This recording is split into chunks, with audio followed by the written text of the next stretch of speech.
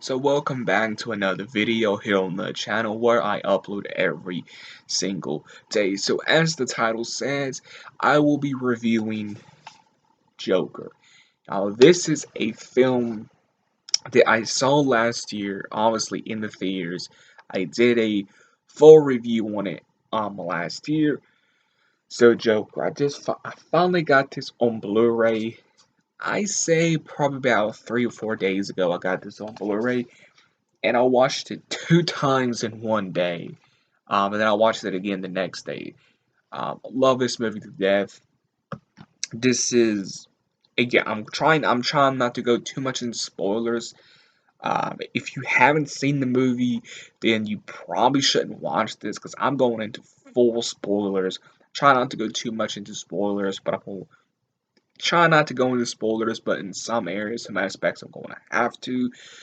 But let me start off kind of like with the short synopsis. You follow this character, Arthur Fleck, which grows and becomes the Joker. But you follow this character, Arthur Fleck. You follow him, and you see like the struggles and what he's going with and the mental illness that he has, and just the way that society treats him. And it's not that great. Society treats him like dirt. The world treats him like dirt. You really feel for Arthur Fleck. You really do feel for him. I think this is one of the best comic book films. It's one of the best films. And this is you got to think this ended the decade. This ended the 2010s with a huge bang for cinema. This is one of the most highest grossing rated of films. This is one rewards. This has won awards. Joaquin Phoenix won Best Actor for the role. This is really one of the best comic book movies. This is one of the best comic book movies. Um, this is one of the best comic book movies, and this really, in my opinion, gave us another look, another take on the whole comic book, genre. We needed a film like this. In my opinion, we needed a comic book film like this. There's always that one special, that one rare comic book film that comes out every decade, or every, so and so, like, for example, like the 1980 Tim Burton's Batman. That redefined it, the character of Batman and how, the character should be displayed, but it also gave us a new look on comic book films. You look at what Batman Begins, what The Dark Knight did. You look at what the Avengers did. You know, um, those films right there redefined the genre and gave us a new look onto the genre. I would even say Deadpool. Like Deadpool, he even read the Deadpool's first movie. Again, that to me, that's another movie that redefined the genre. Logan's another one that redefine and change the genre for the better. And I love that. I love you know, in every decade there's, one or a couple of films, in this decade, you got Logan, Joker, and etc. This is one of the best movies of the 2010s, one of the best comic book films. I would even argue that with you, Joaquin's performance is phenomenal, and the cinematography is beautiful. The way it's directed, the camera angles, the acting's really good. Gotham, Gotham is really a character of its own. Like Gotham is really a character of its own. I really think that Gotham is really a character of its own, and this is really a must see. If you have not seen this, what are you doing? Like, this really is a must see movie. I think it is. This really is a must see movie, and I really do feel like this put. This is off topic, but I feel like Wonder Woman, Shazam, Aquaman, definitely this. You know, has really woken up Warner Brothers. That Warner Brothers has, I really think that I can't talk today. I really think Warner Bros has learned their lesson. You cannot. put your hands in the cookie jar. You cannot mess with the producers, the directors, and the writer's vision. You gotta let them do their thing. There can't be any studio involvement. And I think with films like The Joker and Wonder Woman, especially The Joker, this is a big example. I think, with films like Deadpool and Logan, you know, okay, okay, with superhero films, they're all rated R, those can be successful. But this one really showed, oh, you know what I mean? Like comic book films actually can be rated R and be successful. This is one you gotta really let that sink in. This is one of the most highest grossing rated R films. Let that sink in. I love Joaquin's performance in this. I love the look of the Joker. This is probably one of the most bravest comic book films because again, they take the character of Joker and just flip him all around and really give him a new origins, a new look onto the Joker, even down to his appearance. Like, and I love that because I think Todd Phillips did a great job giving Joker an origin story. I say that with quotations because I say that with quotations because it may not even be his definitive origins. It may not even be his definitive origins, which I'll get into later. I think Todd Phillips did a great job respecting the legacy of the Joker and as well respecting us hardcore fans of the Joker by respecting us, by respecting the character, but as well giving us something we've never seen before. And I love that. I love that. And I love the special features on the Blu-ray. You got to get this on Blu-ray because there are some really cool special features. You got the making of the behind the scenes. You got to look at the creation of the film, Joaquin's alternative takes, costume tests, and more. Love the special features on this. And like I said about the whole origins, um Todd Phillips talks about um Joker in this, obviously. Todd Phillips talks about that this may not be his definitive origin. Do you really believe the Joker? Do you really believe what the Joker is telling you? Remember, the Joker's narrating it. This is his movie. This is his origin. So, do you really believe everything the Joker's telling you? You know what I mean? So, like I said, I really enjoy this film. And I really want more rated R DC films.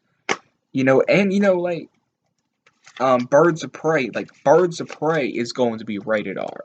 You know what I mean? Like if this wasn't for um, can't talk today. If we did not get this, we will not get Birds of Prey rated R. Let's be honest. Um, I love this movie. Like again, this is another movie that gave us another look at the comic book films and was like, okay, we can really do something different here again. I love this movie. I think this is probably one of DC's best movies. I will go that far and say this is one of DC's best films. I will go ahead and say that. Probably Warner Brothers' best films. Um, there's a fun fact about the Joker. The Joker, of course, Warner Bros. Did not believe in the Joker. Warner Bros. Did not believe in Todd Phillips and his team. Warner Bros. Was like, you just don't want to make your movie. So what actually happened was Warner Bros. Did not pay Todd Phillips to be the director. They gave him a small percentage because Warner Brothers thought this film would flop. Well, guess what? Warner Brothers was wrong because again, The Joker is one of the highest grossing rated R films, and it's just I love this movie. Like I will always remember the time that I got to sit in the theater and watch this. I will always remember that moment. The first time I remember like seeing a Joker like come on screen, I will always remember that because this is again this movie is something special. I remember when the news first came out, me and so many other people were so skeptical. Like oh, a Joker origin, like are they okay? Like what approach are they taking there? And I love the approach that they took. I will not change a single thing about this movie. It's perfect start to finish. And again, you know, like can you really believe that this is the Joker's origin? Again, considering um the when Joker meets this girl, it's seeming like the Joker, Arthur, is seeming like he has found a girl. So Arthur is taking this girl out, etc. Then you find out all that was in Joker's head. He never took any girl out. She never went out on a date with him. She never took him out. She never went out with him. He never went out. And you get that shocking reveal, and I remember my jaw dropped in fear. And to the whole vibe, the atmosphere, the whole vibe of the atmosphere is so eerie and sinister, and I love that the score. I love the score, and it's probably one of my favorite scores. You know, and just that scene alone is probably the most creepiest scene. Is when you find that twist out, because again, it's left open. You don't, I think Joker killed her, but that's so left open. Did he kill her? That's so left open, but I do think he killed her. That thing too. There, there's a chance we're getting a sequel to this. I've talked about it before. How do I feel about a sequel to this? I don't mind a sequel. I think it's quite interesting. What would a sequel be? Would a sequel be very similar to this? Right? Would a sequel be very similar to this? But it's a different look on Joker's origin. We all kind of like pulling like a killing joke on us, where we thought this was his origin, but no, part two is his definitive origin. So I do find it kind of unique. So like if they make a sequel to this, I wouldn't mind it because I think there's still a lot to explore. But I think this is fine as a standalone. I think not everything needs a sequel. You know, I think this film is fine the way it is. I don't think we need a sequel. But if we do get a sequel, more likely, we are getting a sequel. I would not be angry. I'll be more than happy to get a sequel. But I just don't think we need it. But then again, I'm very curious to see what they could do. Um, with the and to the ending is very left open. The ending is very left open, and the ending has like I love the ending because it's very much like take your own approach. It's like take your own ending, like take it how as you will. Um, was Arthur was he always in the insane asylum? And at the end of the movie, um, like it's hard to explain, but like when Joker, let's say he was in Arkham Asylum throughout this whole movie, and he was telling you the events.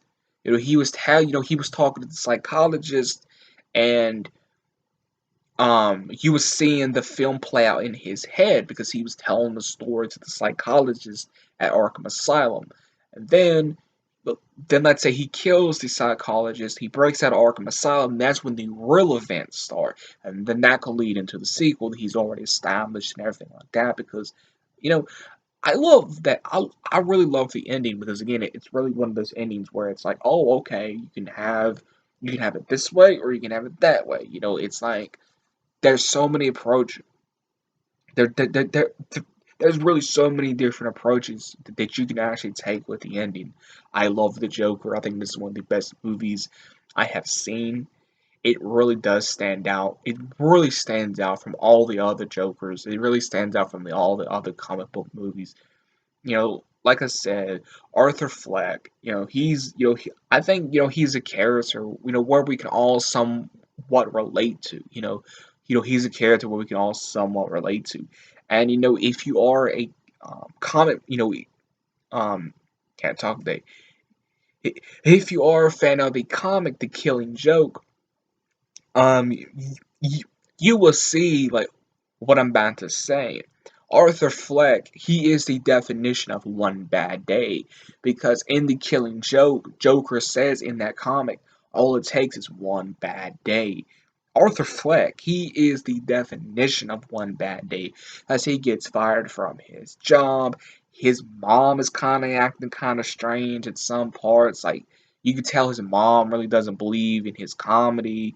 Um, he's just struggling. He's got a mental illness.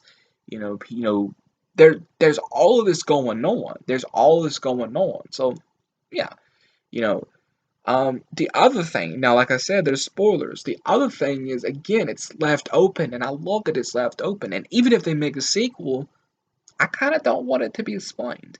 You know, it was kind of hinted at that Joker could be Bruce Wayne's brother, half brother. But then it was kind of like, oh no, that's not what it is. But then it kind of went back, okay, well, it could be that Joker and Batman could be brothers. So it kind of was like, okay, that's what it could be. Then it was like, no, they're not brothers. You know what I mean? Like, it really played around again. Make your own interpretation. Make your own interpretation that, of what he found out. Like, make your own interpretation of what he found out. You go on, make your own interpretation. So, if they make a sequel to this movie, which they most certainly, most certainly are, I would not be. I don't. That's something I don't want from a Joker sequel. I don't want them to go fully in depth of the whole Batman and brother thing. I think just leave it as it is because again, it's very much a mystery. And I really love that. I really love that. The Joker is getting an origin here, but a lot of the origin is still a mystery. Again, the whole Batman and Joker being brothers still a mystery. Is this his definitive origin, or is parts of it, his definitive origin? That's a mystery. What did he do, to that girl? I think he murdered her, and maybe even murdered the daughter too. I know that's kind of sick, but again, we are talking about the Joker, so there's like so many like very scratch your head clue moments. Like there's so many mystery moments still in this movie. While you giving us a Joker origin, there's still so many mysteries here and there. So I really love the Joker. So that was my review for the Joker. So if you enjoyed the video, smack that like button. Please subscribe if you're a first time viewer. Hit that notification bell. Let me know, have you seen the Joker, and really what do you think of this film? I really want to know in the comments below. And until next time.